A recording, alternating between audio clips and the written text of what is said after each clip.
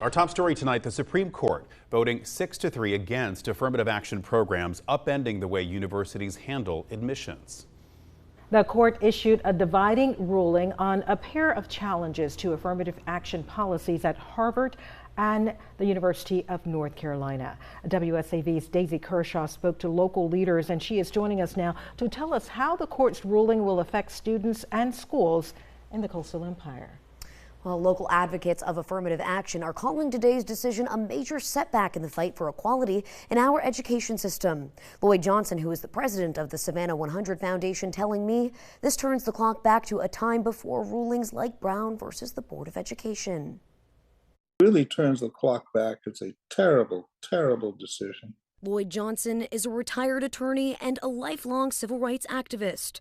He spent his career helping underrepresented youth break into the field of law. The Savannah 100 Foundation, of which I'm the immediate past president, has focused on using the law as a vehicle of social justice, and in that course has aimed towards preparing Savannah youngsters who are underrepresented in the legal profession into law school.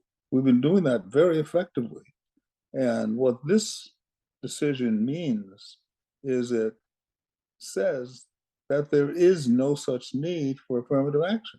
A decision Johnson says threatens the progress that's been made in diversifying higher education. Almost every university in the country that has minimized affirmative action has shown a significant decline in the presence of Black students and Latinos. It's as simple as that. Johnson says this move by the court is equivalent to a double attack on the higher education of underrepresented youth. He says the first is the unprecedented cuts in funding to HBCUs across the country, and now with the striking down of affirmative action. It'll just make the dream of college education harder for students of color and is a concerning decline in progress when it comes to the country's commitment to equality. Its implications go far beyond education. Profound as it is, it goes far beyond that. And unless and until the issue is addressed, we feed into a situation now where the Supreme Court is viewed as another political body. Johnson says the court's decision fails to acknowledge the education system's history of discrimination and sets a dangerous precedent for reviewing applications that doesn't take into account the roadblocks students of color face. Daisy Kershaw, WSAV News 3, on your side. Daisy, thank you.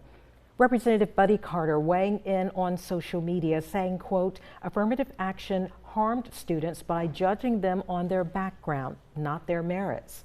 I look forward to the future of academia with this landmark decision from SCOTUS that ensures equal protection for all students.